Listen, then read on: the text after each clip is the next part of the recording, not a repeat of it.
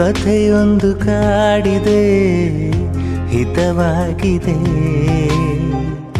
ವ್ಯಥೆ ದೂರ ಮಾಡುವ ಪುಟ ಓದಿದೆ. Very good morning.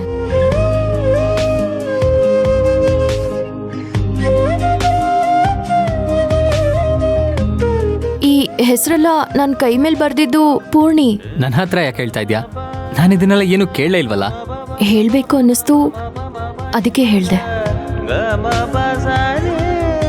ಇದು ಜಸ್ಟ್ ಹೋಪ್ ಆಗೇ ಇರದೆ let it be the beginning.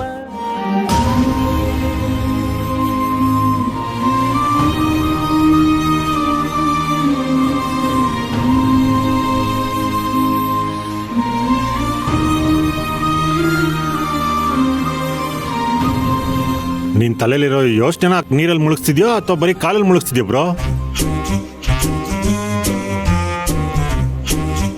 ಎರಡೂ ಹಾಫ್ ಹಾಫ್.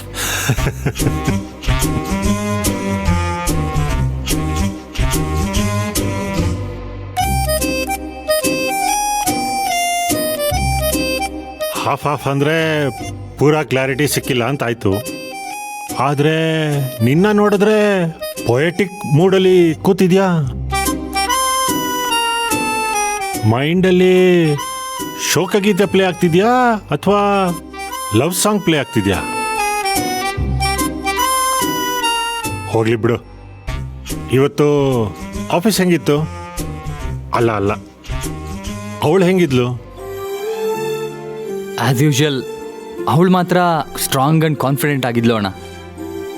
ಎಂಗೇಜ್ಮೆಂಟ್ ಬ್ರೇಕ್ ಆಗಿರೋದ್ರ ಬಗ್ಗೆ ಸ್ಟಾಫ್ ಎಲ್ಲ ಮಾತಾಡ್ತಿರ್ಬೇಕಾದ್ರೆ ಅವಳಿಗಿನ ಜಾಸ್ತಿ ನಾನೇ ಸ್ವಲ್ಪ ಅಪ್ಸೆಟ್ ಆದೆ. ಅವಳ ಪರ ಮಾತಾಡಿದೆ, ಬಟ್ ನನ್ನ ಕೈಯಿಂದ ಅಷ್ಟೇ ಮಾಡೋಕ್ಕಾಗಿದ್ದು. ಆದರೆ ಅವಳದನ್ನು ನೋಟಿಸ್ ಮಾಡಿದ್ಲೋ ಇಲ್ವೋ ಗೊತ್ತಿಲ್ಲ ಅಣ್ಣ. ಬಟ್ ಅವಳು ಏನೂ ಮಾತಾಡಲೇ ಇಲ್ಲ, ಮೌನವಾಗೇ ಇದ್ಲು. ಆದರೆ ಏನು ಗೊತ್ತಾ ಅಣ್ಣ, ಅದೊಂದು ಡೀಪ್ ಸೈಲೆನ್ಸ್, ತೀರಾ ಮೌನ ಅಂತಾರಲ್ಲ ಹಾಗೆ. ಅದರಲ್ಲಿ ಸಾವಿರ ಅರ್ಥ ಹೇಳ್ತಾ ಇತ್ತು. ಬಟ್ ಕಾವೇರಿ ಹಾಗಿದ್ದನ್ನ ನಾನು ಯಾವತ್ತೂ ನೋಡಿಲ್ಲ ಅಣ್ಣ. ಮೋಸ್ಟ್ಲಿ ನಿನ್ನ ಬಾಲು ಗುಡ್ ಲೆಂತಲ್ಲಿದೆ ಪ್ರೀತು. ಅದನ್ನು ಕನೆಕ್ಟ್ ಮಾಡ್ಕೊಳ್ಳೋದಷ್ಟೇ ಮುಖ್ಯ. ಅವಳು ನಿನ್ನ ಬಾಸ್ ಆಗಿ ನೋಡ್ತಾ ಇಲ್ಲ, ಪ್ರಾಜೆಕ್ಟ್ ಪಾರ್ಟ್ನರ್ ಆಗೂ ನೋಡ್ತಿಲ್ಲ ಅನ್ಸತ್ತೆ. ಮತ್ತೆ ಅವಳು ನಿನ್ನನ್ನು ತನಗೆ ಬೇಕಾಗಿರೋ ಒಬ್ಬ ತುಂಬ ಒಳ್ಳೆ ಕಂಪ್ಯಾನಿ ಅಂತಾರ ನೋಡ್ತಿರ್ಬೋದು. ಎಮೋಷ್ನಲ್ ಔಟ್ಲೆಟ್ ಆಗಿ, ಅವಳಿಗೆ ಯಾವಾಗಲೂ ರೆಸ್ಪಾಂಡ್ ಮಾಡುವಂಥ ಒಬ್ಬ ಸಾಫ್ಟ್ ಹಾರ್ಟೆಡ್ ಗೆಳೆಯನಾಗಿ, ಭುಜ ಕೊಟ್ಟು ಸಮಾಧಾನ ಮಾಡೋ ಒಬ್ಬ ಪ್ರೇಮಿಯಾಗಿ ನಿನಗೆ ಅವಳ ಹೃದಯದಲ್ಲಿ ಒಂದು ಸ್ಪೆಷಲ್ ಪ್ಲೇಸ್ ಕೊಟ್ಟಿರ್ಬೋದು.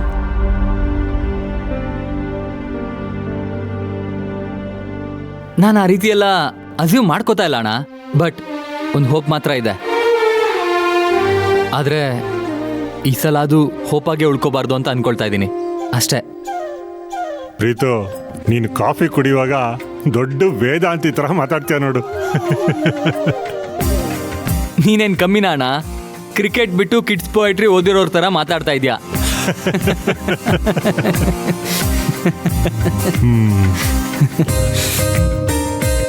ಏನಿಬ್ರು ಸ್ವಿಮ್ಮಿಂಗ್ ಪೂಲ್ ಹತ್ರ ಕೂತ್ಕೊಂಡು ಕವಿತೆ ಬರಿತಾ ಇದ್ದೀರಾ?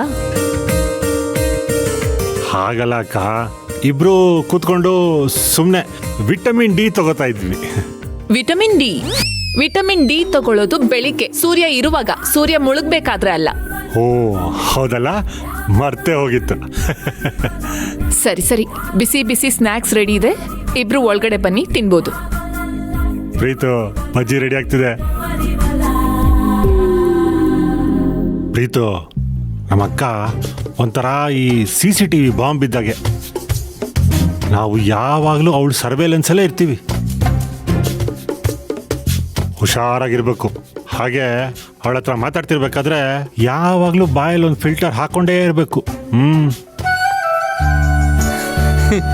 ಅದು ನಿಜಾನೇ ಬ್ರೋ. ಮೊದಲೇ ಶಿ ಏಟ್ಸ್ ಲವ್ ಸ್ಟೋರೀಸ್. ಅದರಲ್ಲೂ ನನ್ನ ಲವ್ ಸ್ಟೋರಿ ಅಂದರೆ ಬಾಂಬ್ ಥರ ಬ್ಲಾಸ್ಟ್ ಆಗ್ತಾಳೆ.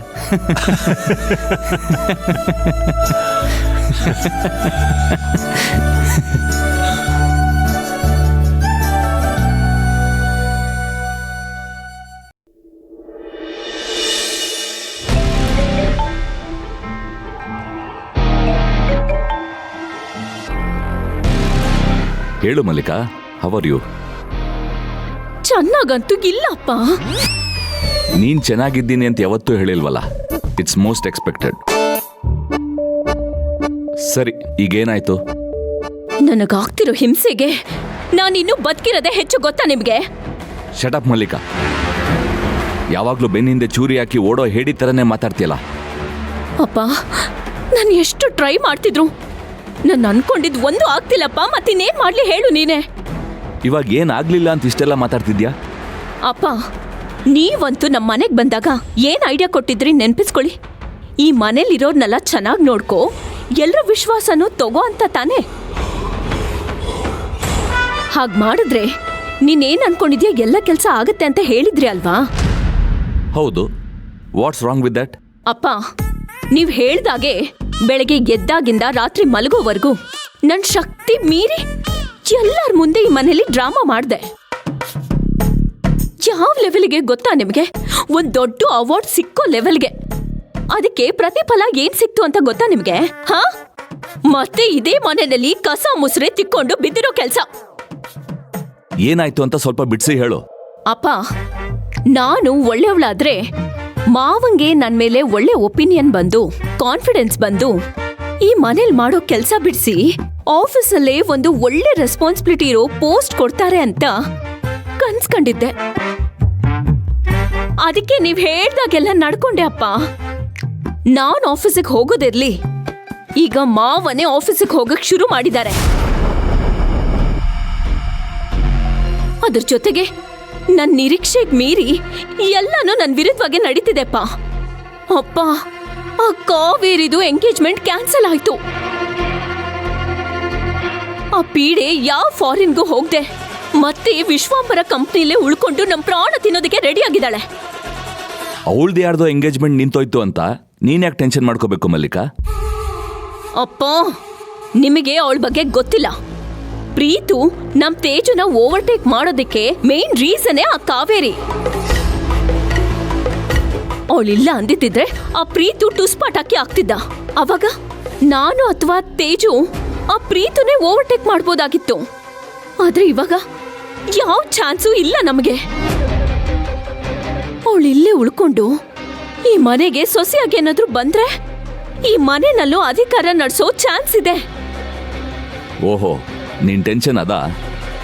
ಮಲ್ಲಿಕಾ, ನಾನು ನಿಂಗೊಂದು ಪ್ರಶ್ನೆ ಕೇಳ್ತೀನಿ, ಉತ್ತರ ಕೊಡ್ತೀಯಾ? ಒಬ್ಬ ಅಥ್ಲೀಟ್ ಲೈನ್ ನೋಡ್ಕೊಂಡು ಓಡ್ಬೇಕಾ ಅಥವಾ ಪಕ್ಕದವನ್ನ ನೋಡ್ಕೊಂಡು ಓಡ್ಬೇಕಾ? ಅಪ್ಪ, ನೀವೇನಾದ್ರೂ ಹೇಳಂಗಿದ್ರೆ ಡೈರೆಕ್ಟ್ ಆಗಿ ಹೇಳಿ.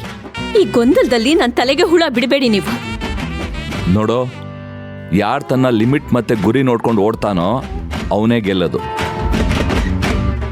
ನಿಂತರ ಬೇರೆಯವ್ರು ನೋಡ್ಕೊಂಡು ಕೂತ್ರೆ ಎಲ್ಲರಿಗಿಂತ ಹಿಂದೆ ಇರಬೇಕಾಗತ್ತೆ. ನೀನು ನನ್ನ ಮಗಳು, ಮುಂದೆ ಬಿಸ್ನೆಸ್ ಮ್ಯಾಗ್ನೆಟ್ ಆಗ್ಬೇಕಾಗಿರೋಳು. ಇವತ್ತು ಒಂದು ಪ್ರಾಬ್ಲಮ್ ಬಂತು ಅಂತ ರೇಸ್ನ ಕ್ವಿಟ್ ಮಾಡೋ ಲೆವೆಲ್ಗೆ ಥಿಂಕ್ ಮಾಡಬಾರ್ದು. ಪ್ರಾಬ್ಲಮ್ನ ಹೇಗೆ ಓವರ್ಕಮ್ ಮಾಡಿ ಅದರಿಂದ ಹೇಗೆ ಆಪರ್ಚುನಿಟಿ ಕ್ರಿಯೇಟ್ ಮಾಡೋದ್ರ ಬಗ್ಗೆ ಥಿಂಕ್ ಮಾಡಬೇಕು. ಅದೇ ನಿಜವಾದ ಲೀಡರ್ನ ಲಕ್ಷಣ.